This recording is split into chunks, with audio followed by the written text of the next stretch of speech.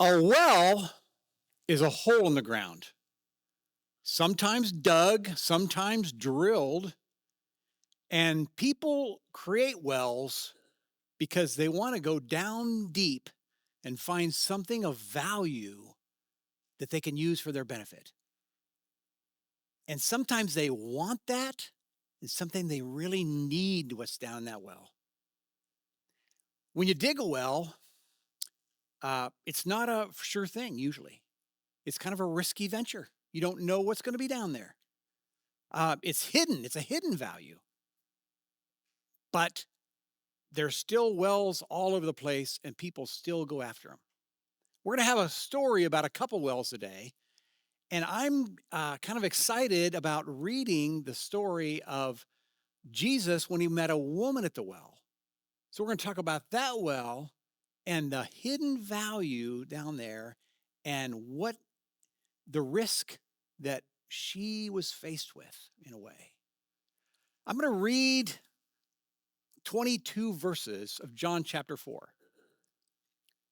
It's starting in verse 4, and I'm just going to read it to you. And I want you to, while I'm reading, I want you to listen for a couple things.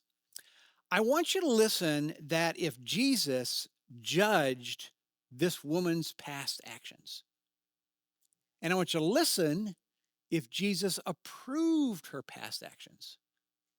And then I want you to listen for one more thing. What is living water? Here we go. Now, Jesus had to go to Samaria, and he came to a town in Samaria called Sychar, near the plot of ground that Jacob had given his son Joseph. And Jesus, tired as he was from the journey, he sat down by that well, and it was about the sixth hour. When a Samaritan woman came to draw water, Jesus said to her, "Will you give me a drink?" Because his disciples had gone into town to buy food. The Samaritan woman said to him, "You are a Jew. How is it you talk to me, a Samaritan woman?" And Jesus answered, "If you knew the gift of God and who it is who asks you for a drink, you would have asked him, and he would have given you living water." "Sir," the woman said, "you have nothing to draw with, and the water is deep. How can you get this living water? Are you greater than our father Jacob, who gave us this well and drank from it himself, as did his sons and flocks and herds?" Jesus answered, "Everyone who drinks this water will be thirsty again, but whoever drinks the water I give him will never thirst. Indeed, the water I give him will become in him a spring of water welling up to eternal life." The woman said, "Sir, give me this water so I don't get thirsty and have to keep coming here to draw water." Go call your husband and come back." "I have no husband."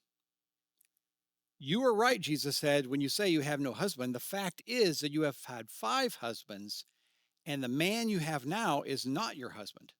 What you have said is true." "Sir, I can see that you are a prophet. Our fathers worshipped on this mountain, but you Jews claim that the place where we must worship is Jerusalem."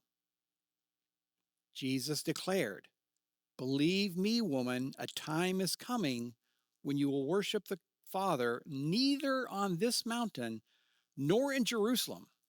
You Samaritans worship what you do not know. We worship what we do know, for salvation is from the Jews. A time is coming and has now come when true worshipers will worship the Father in spirit and truth, for they are the kind of worshipers the Father seeks. God is spirit, and his worshipers must worship in spirit and in truth." Good morning, everybody. I'm so glad to be here, and I'm so glad you're here too.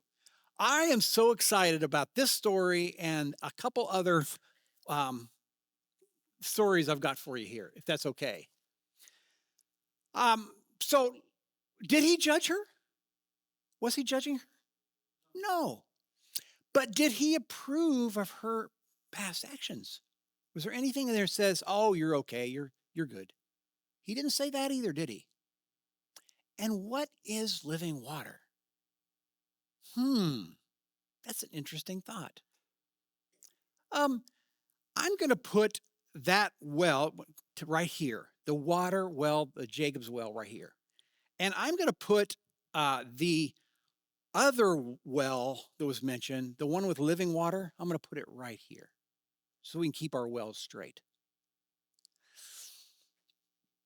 This woman, she had a complicated life, didn't she? I mean, having five previous husbands is not normal in 2025. And I don't think it was very normal then either. I wonder if she felt failure. I wonder if she felt embarrassed. I wonder if she was sad.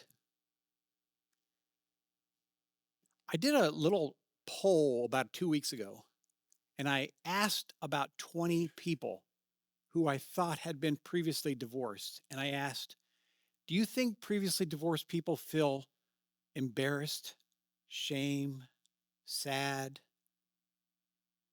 failure? And 19 out of the 20 said yes. And some of them said, I still feel that way every day. So I think we can probably assume that she felt some of those feelings. I can kind of relate. Now, I've not had five husbands before, but I have had failure and made mistakes and felt shame. I remember the day, the time, the years when I lied. And I lied frequently. I lied because I was afraid of the truth. I thought that when the truth was uncomfortable, I could lie and tell a lie and the truth would go away. And it didn't go away, but I imagined it did. And so I got in this habit of lying and I lied for a long time. Lying is a sin, isn't it? And what do we call people that lie over a long period of time? What do we call those people? They're liars. I was a liar. And I really hated it. I hated being a liar. And I tried to fix myself. And I couldn't. I determined to tell the truth in every situation. And then when it come up and the truth was going to be scary, I lied. And I just couldn't stop. And so if this woman had a relationship problem where she couldn't stop, if she had a sadness about it, if she had a feeling of failure, if she didn't like herself, I can relate to that. Maybe one or two people in this room can relate to that too. I want to know something. Can living water fix that? I know a thing or two about wells. We have at our house in Troy, Illinois, a water well. And when we built the house in 1993, we were getting the house built, and somebody said to me, Bob, you know, there's no city water here. You're going to have to dig a well. And I thought, well, yeah, I guess we have to. So I called a well digger, and he came out to the house, and he had two pieces of wire, and they were both bent in the shape of an L, and he had one in each hand. And he started walking around our yard like this. He walked all the way around our yard, and he was these things, and like these wires started to move, and walking all around, and finally he came to a place where they crossed, and he said, "That's where we're going to put the well." And I thought to myself, what kind of voodoo kind of am I getting myself into here? How is that going to work? But what a choice did I have? He was supposed to be an expert. And the next day he came out with a big truck and a big auger on it, 36-inch drill bit about this high and about this big around. And he backed the truck up to the spot where he put the flag the day before, and he put the auger on the ground and turned on the machine and went whoom, and out come a 36-inch section about this high of dirt out of our yard. And he put it over there, and he put the drill back down. Vroom. Every time it would go down about 2.5 feet, pulling up dirt, 2.5 feet, 2.5 feet. It kept going down. It kept getting deeper and deeper. And then when he put it down one time, the dirt came up and it was sopping wet. And he got off the truck and he came to that hole in the ground, and he brought a mirror. It was a sunny day, and he shined down in there and he said, "Okay, look, you've got water coming in at 21 feet. 21 feet, we'll go down 25 feet more and we'll have a reservoir of 26 feet of water." And I said, "Okay." So he went down into the muddy water then and kept pulling it out and kept pulling it out. Went down that far, 46 feet. And then he started to put concrete casings. They were tongue and groove concrete pieces that lined our well, and he could put them down there, all that. They put pea gravel at the top. And then the lid of our well is about 5 feet below the surface. And he put that on there, and he put a little pipe that come up to the top, and it's got a thing to hang an electric pump on the side of our well down there. It goes into our house into a pressure tank, and that's our well. And that was in 1993. And we haven't seen down in that well since 1993. But I'll tell you, something valuable comes out of that well every day. I took a shower last night with water from that well. We have we run the dishwasher yet, Karen? We run the dishwasher every day from water from that well since 1993. It's been putting out a valuable. We can't see it very well. I sure don't understand it that well, but there's something valuable comes out of that well. I used to work at the oil field, and I kind of miss it, really. I love the the oil field people. But Tim Gable one time took me out to a gas well in Fort Worth, Texas. It was behind a subdivision, and it was like a big parking lot, about as big as this room, maybe a little bit bigger, and it was gravel everywhere. And there was something in the middle that looked like a fire hydrant, but it had a bunch of gauges and valves on the top of it. But it was about this high. And Tim took me over there and he said, "This well is 17,000 feet deep, 17,000 feet deep, and it puts out gas every day of 19,000 or something cubic feet. It turns out to be about $5,000 worth of gas comes out of that well." And he took me over to this fire hydrant and he said, "Okay, hold your ears. I'm going to open it up." And I stepped back a little bit, and he got his wrench on there and turned the valve, and gas started shooting out. From here to that wall, just a big cloud of gas coming out there, and turned it off again. And he said, "Okay, well, that's the pressure that's coming out of this gas well, 17,000 feet deep." And they have to put chemicals down there. That's the business he was in, trying to make it more productive. And that gas well, um, something that's valuable coming out of there. It's hidden. Not every gas well strikes gas, but this one did. It's a little bit risky to drill a gas well, but this one did. Um, I think that my sin problem and maybe this woman's sin problem had some similarities. I think that the one reason I couldn't stop lying is because sin is addictive. I was addicted to lying. I don't know if she was addicted to marriages or not, but I know there are other sins that are addictive. And as much as we hate them, as much as we hate ourselves for doing what we're doing over and over and over, that's the nature of sin.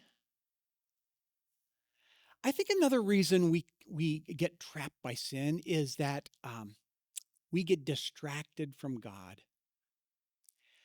I think a lot of people, a lot of Christians believe in God with a small b, and they don't really spend time with God. They don't read about God. They don't thank God. They don't ask God. They don't have conversations with God. And so and instead they watch TV and do social media and um, fuss with the things that they are fussing with, and they work too much or they play too much, or there's something that's distracting them from God. I think that's another problem we have. But when we have no knowledge about God, that also hurts us. Um, what is the result of living water? Let's just talk about living water for a minute. Is it the knowledge of God? Is living water the Spirit of God? He said, ask and you'll receive, right? Okay, well, this slide came up. I guess we'll talk about this. I think the result of living water is this.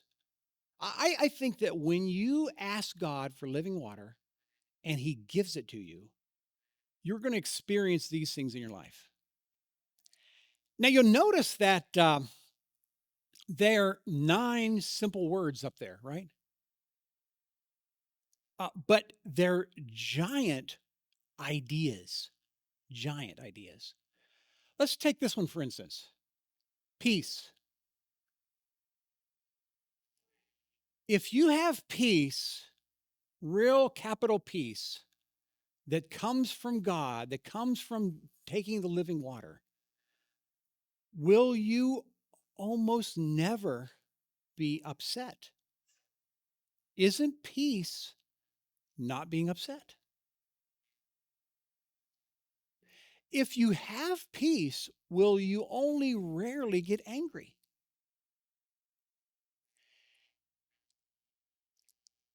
That's a big idea, isn't it? People will pay hundreds of thousands of dollars to have peace. They go places in the world just to get away from the turmoil they have here. They leave jobs, leave marriages to get away from turmoil, don't they? And God says, if you ask, I will give you living water. What about love? Is that a giant idea? That's a giant idea. If you could put real unconditional love in a bottle and sell it, you could get more than you can get from a jar of honey.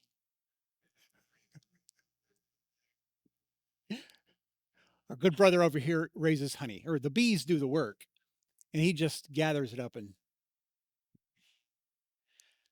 how about kindness? I know a guy in the town I live in who is exceptionally kind. And when he calls up any place to order anything, sometimes the restaurant will write their name down. And he's shown me a couple of receipts that he's got from the barbecue place there in Troy, and they put his name as kind man. Kind man. I thought, what a great reputation that is. How did he get that? Did he get the living water? And this is real. By the way, these all come from Galatians 5. Galatians 5 calls these the fruits of the Spirit.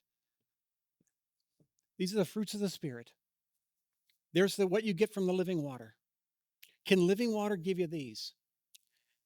I think that we don't ask for living water enough. We don't have conversations with God enough. I guess I guess what I'm saying.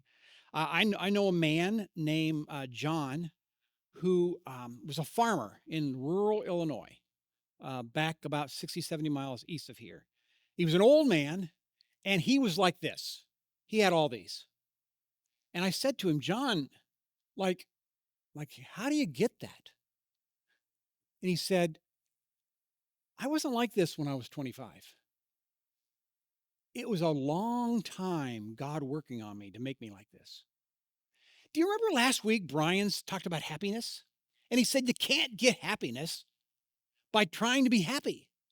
He said you can only be happy if you try to get close to God. Well, I think that's the same thing Jesus is telling the woman. He's saying you can't fix your relationship problem by trying to fix your relationship problem. You can't quit lying, Bob, by trying to quit lying. You have to go to the well. You have to get the stuff out of the well. By the way, our power went out in 2005 for 3 days. Guess what happened to that electric pump at the bottom of that well? Anybody have any idea? It what? It it laid down there with no electricity. It didn't pump anything up. It was the summer of 2005. There was a big tornado that went through our area, cut the power out for everybody.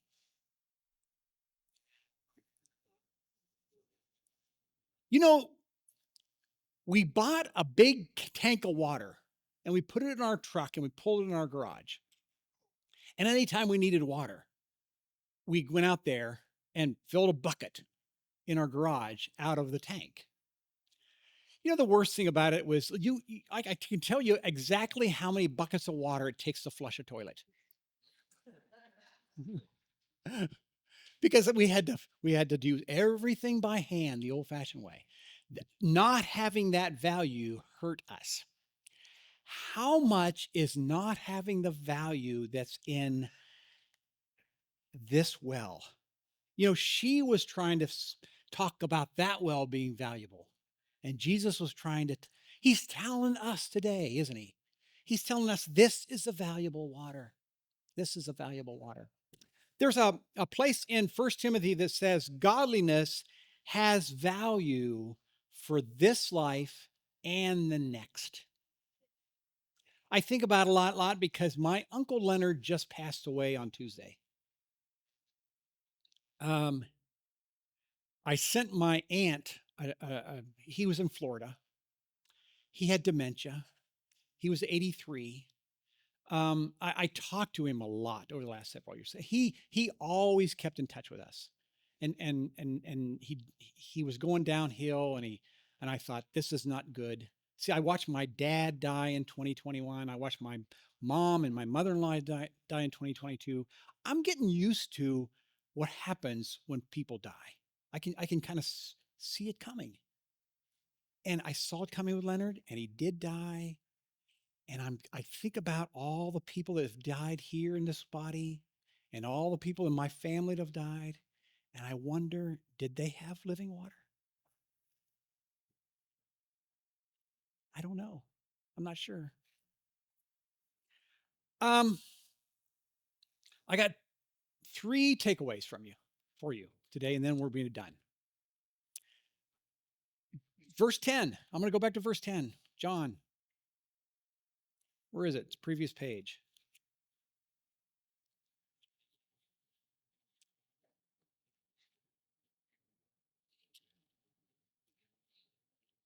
Okay. So, do you know these 22 verses I read to you? There's a mountain. There's a mountain of truth and good in those. There's a mountain. Jesus said, if you knew the gift of God and who it is who asks you for a drink, you would have asked him and he would have given you the living water. So I kind of think there's three parts here. We've got to know the gift of God. I don't know any way to figure that out except talk to God about it. I know that you can't go to church once a week and get that.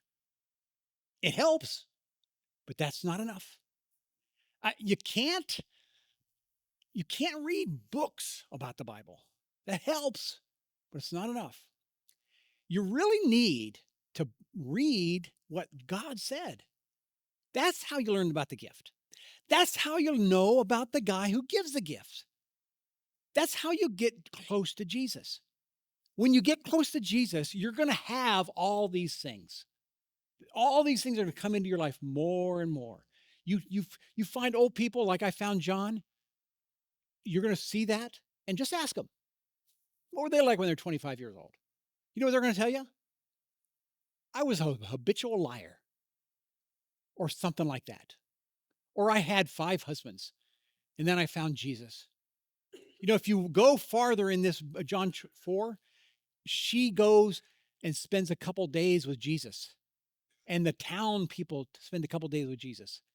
Now, do you think that they found out who he was a little bit in those couple days?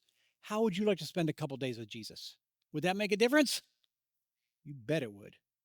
All right, so here's my just do this. A, spend more time with God. Spend more time with God. If you're busy, I understand. If you like to sleep, I understand. If you're older and you get up in the middle of the night a lot, there's your time. Um, and ask, ask. There's another verse. I won't read it. It's Matthew 7:7. You can look at it later. Here's what Jesus said: Ask and you shall receive, seek and you will find, knock and the door will be opened. That's our assignment. Ask, keep asking. There's another place that Jesus said, there's a woman who her the judge in the area didn't like her, didn't like justice, but she kept nagging him about her adversary. And finally, she nagged and nagged and nagged the judge, and he gave her what she wanted. And Jesus told that story to say, nag God. Keep nagging God. That's your assignment. Keep asking. Okay, last thing, verse 14b. 14b says, whoever drinks this water will become in him a spring of water welling up to eternal life. Now, I went and visited Big Spring, Missouri in 2023. Anybody ever been there? Big Spring, Missouri? Okay. Van Buren, Missouri. It's about it's between Branson and no man's land in Arkansas. It's kind of out in that area. But can we show that spring? Uh, the water gushes from Big Spring, Missouri at the rate of 286 million gallons a day. That will fill 433 Olympic swimming pools every day. Now, God put Big Spring, Missouri there so that on November 30th, 2025, I could use this as an example of what Jesus was really talking about. So if you want a visual of what it's like to receive the gift of God and the abundance of Jesus that's coming out of the ground, coming out of a well, there it is.